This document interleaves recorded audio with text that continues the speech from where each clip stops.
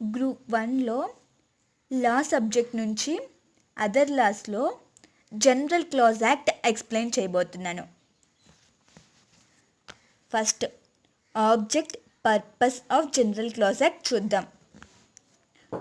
Object of the general clause act as specified in 60th report of law commission of India. General clause act యొక్క object అనేది law commission of ఇండియాలో specify చేశారు. 60th report of law commission of India. The object and purpose of GCA can be considered in 3 simple words. 3 simple wordsలో మనము GCA యొక్క object purpose అనేది తెలుసుకుందాం. S cube, simple, small and same. GCA does the following. First ఒక S చూద్దాం. Simple, shortness the language of central act by avoiding excessive details. లాంగ్వేజ్ని short చేయడమే GCA object. లాంగ్వేజ్ని షార్ట్ చేసి ఎక్సెసివ్ డీటెయిల్ నుంచి సింపుల్గా చూపించడమే GCA యొక్క main object. Next second S చూద్దాం. Small, reduce the size of the act by avoiding repetition of the same words. Same వర్డ్స్ని యూజ్ చేసి యాక్ట్ని పెద్దగా ఉండే యాక్ట్ని చిన్నగా తగ్గించడమే GCA object. Reduce the size of the act by avoiding repetition of same words. ఏవైనా వర్డ్స్ రిపీట్ అవుతూ ఉంటే వాటిని తీసేసి తగ్గించి యాక్ట్ని రెడ్యూస్ చేయడం GCA object. Next as same, ensure uniform meaning to words used in various act. Various యాక్ట్లో use చేసే మీనింగ్స్ సేమ్ ఒకే విధంగా ఉండేలా చూడడమే GCA ఆబ్జెక్ట్. ఇప్పుడు importance or significance of GCA చూద్దాం. Object of the GCA as specified in 60th report of law commission of India. GCA యొక్క objects ఇందాక చూసాము. Specified in 60th report of law commission of India. GCA applies to the construction of all central acts. All central acts, central acts అన్నిటికీ central act అన్నీ మనం ఏ central act చూసుకున్నా అందులో GCA అనేది apply అయ్యి ఉంటుంది.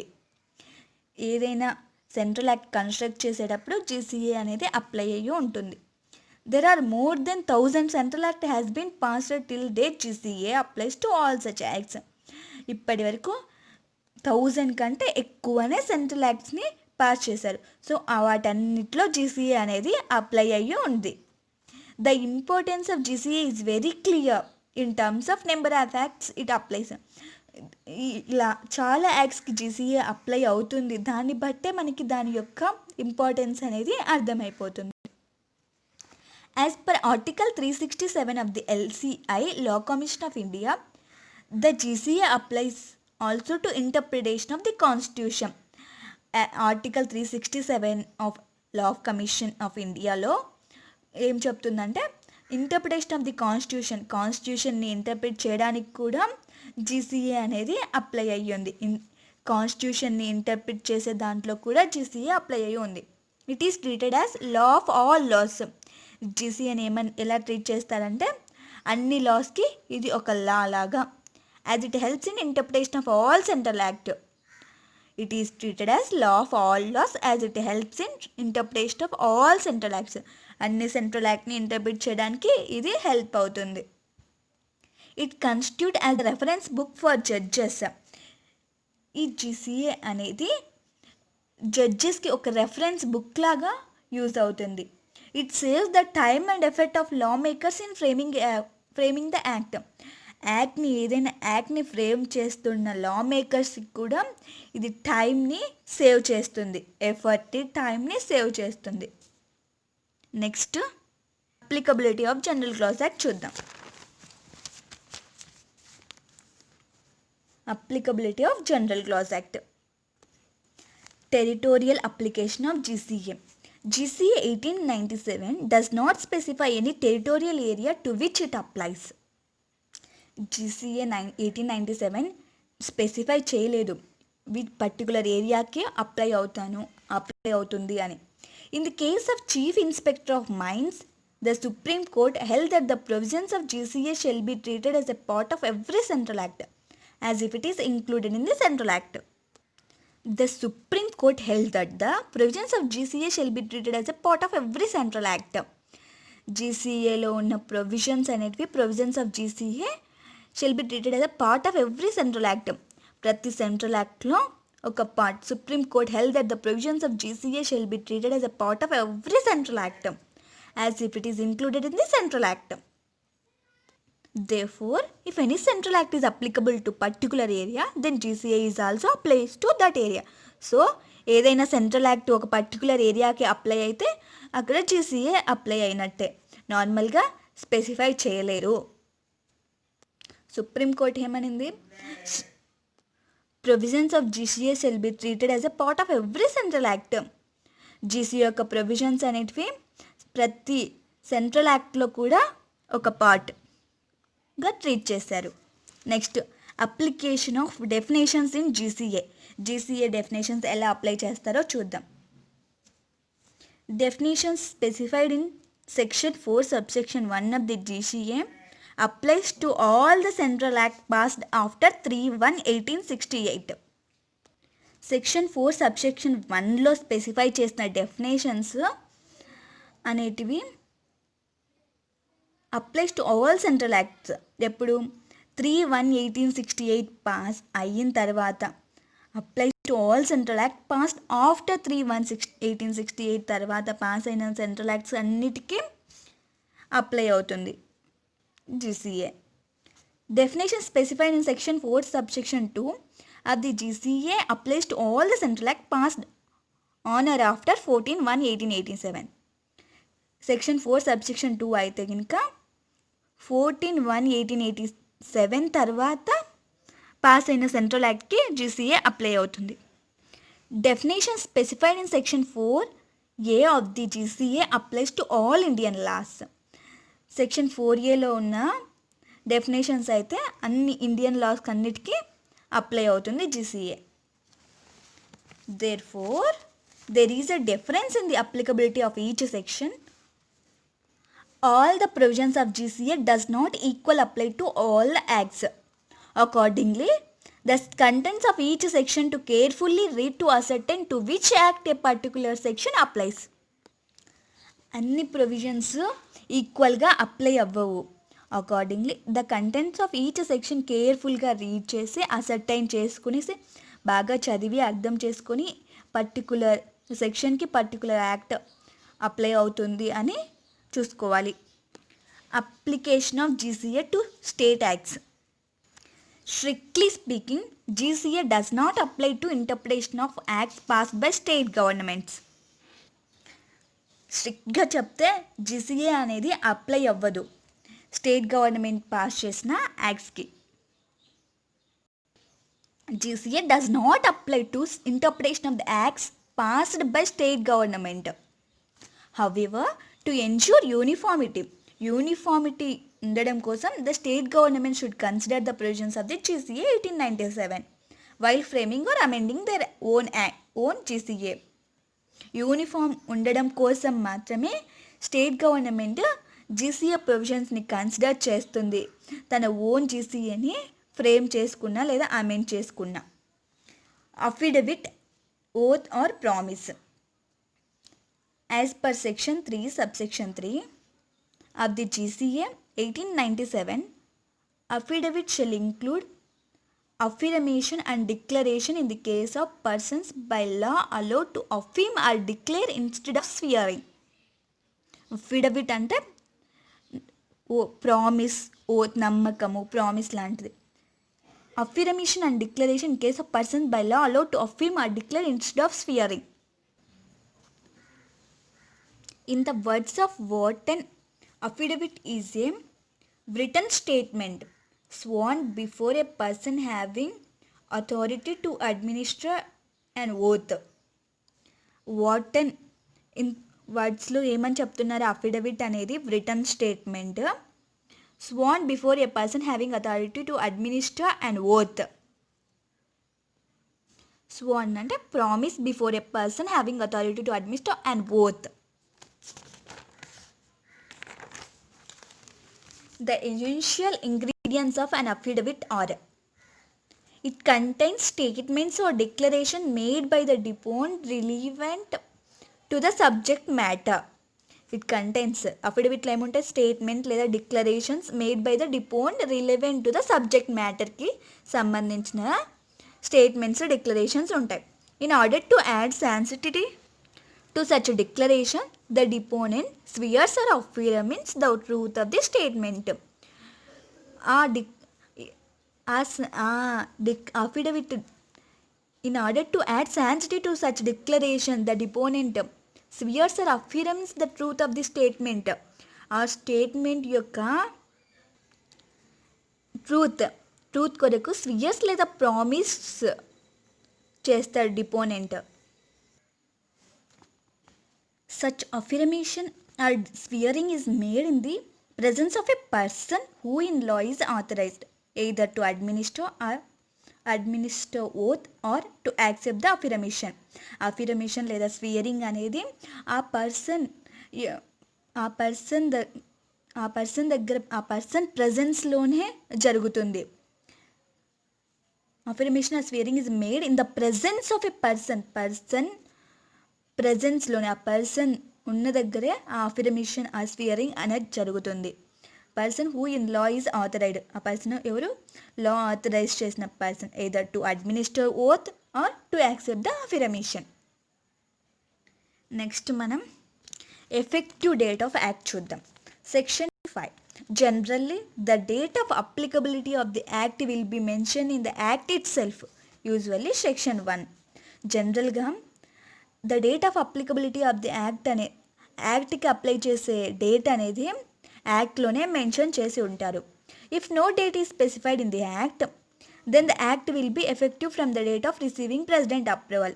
ఒకవేళ యాక్ట్లో డేట్ స్పెసిఫై చేయలేదు అనుకో, ఎఫెక్టివ్ డేట్ వచ్చేసి then the act will be effective ఎప్పుడు అవుతుందంటే యాక్ట్ ప్రెసిడెంట్ అప్రూవల్ రిసీవ్ చేసుకున్నప్పుడే యాక్ట్కి effective date. Effect of removal ఎప్పుడు రిమూవ్ చేస్తారు అంటే, unless otherwise specified the repeal of the act shall not affect. Specify చేస్తేనే రిమూవ్ చేస్తారు, స్పెసిఫై చేయకపోతే ఆ యాక్ట్కి అనేది ఏం ఎఫెక్ట్ ఉండదు. Any right acquired under the act before removal, ఏదైనా రైట్ అక్వైర్ చేసుకుంటే యాక్ట్ రిమూవ్ చేయకముందే any penalty or punishment imposed before removal, ఏదైనా పనిష్మెంట్ లేదా పెనాల్టీ అనేది ఇంపోజ్ అయితే బిఫోర్ రిమూవ్ చేయకముందే, అలాగే any investigation or legal proceedings initiated before remove చేయకముందే ఏదైనా ఇన్వెస్టిగేషన్ లేదా లీగల్ ప్రొసీడింగ్స్ జరిగిన అఫెక్ట్ అనేది అవ్వదు.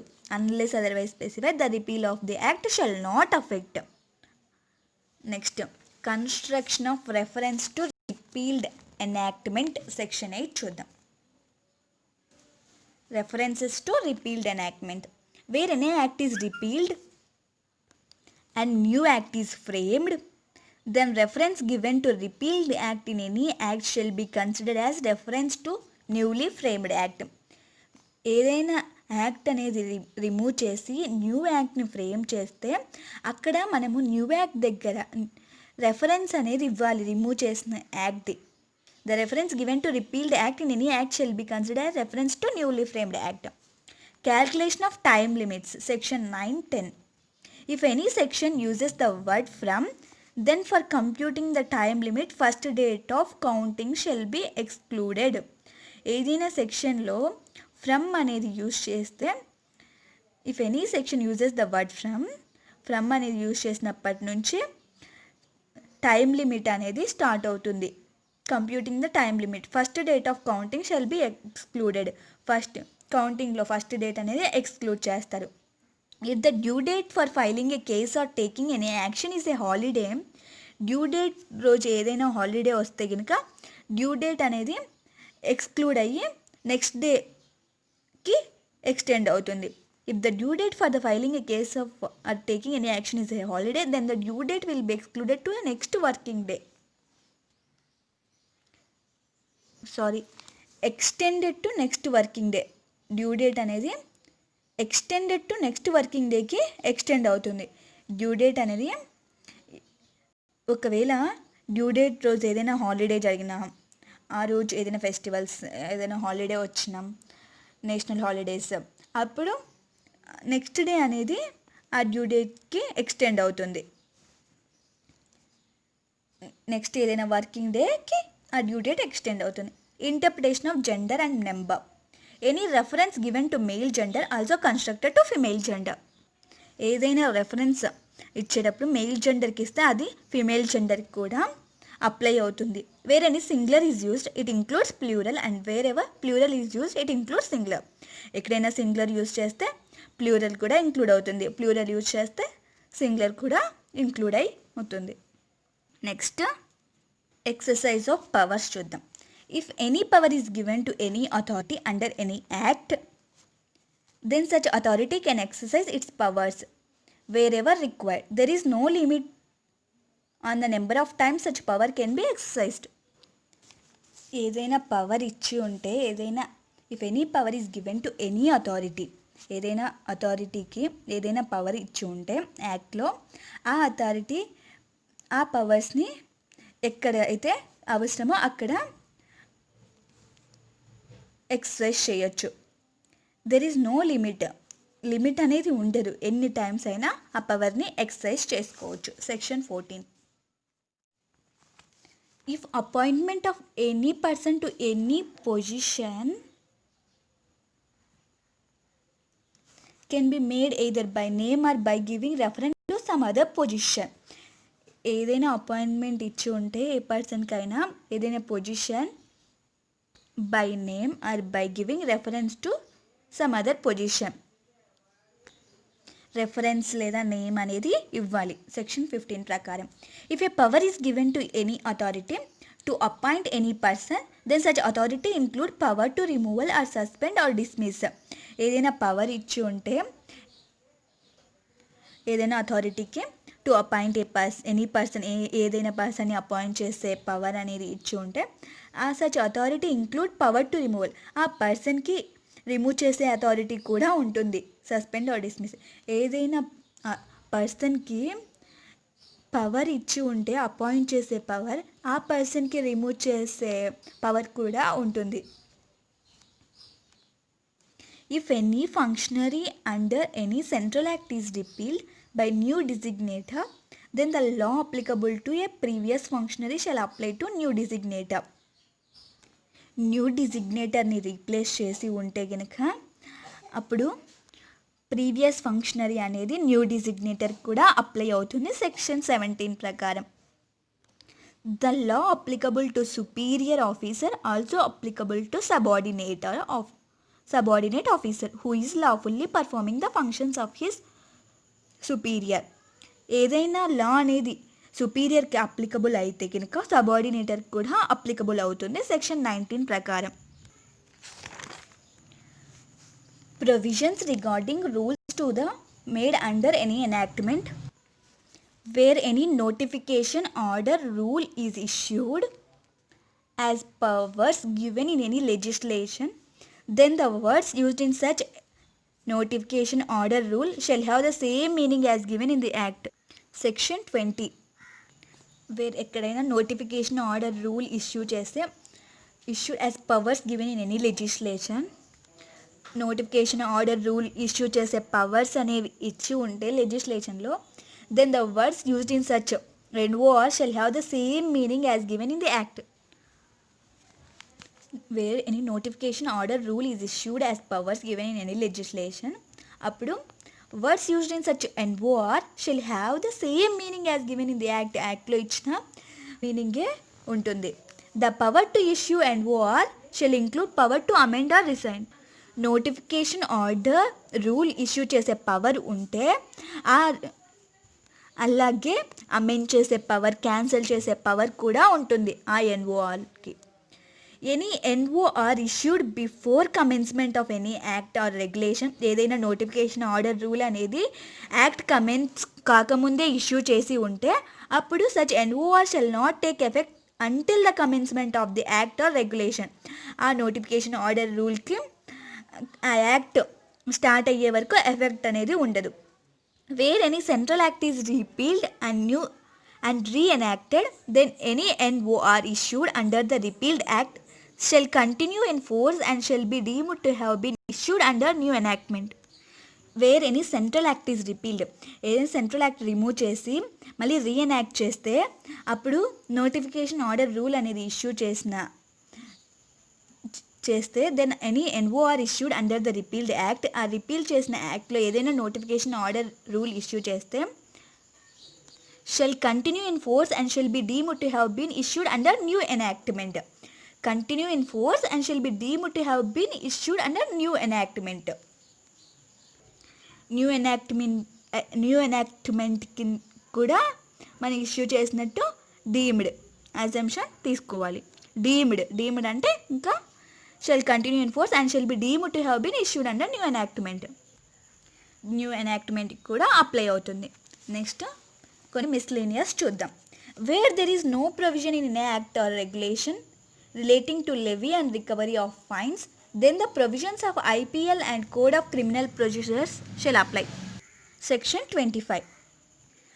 నో ప్రొవిజన్ అనేది లేకుంటే relating to levy and recovery of fines, then the provisions of IPL and code of criminal procedures shall apply.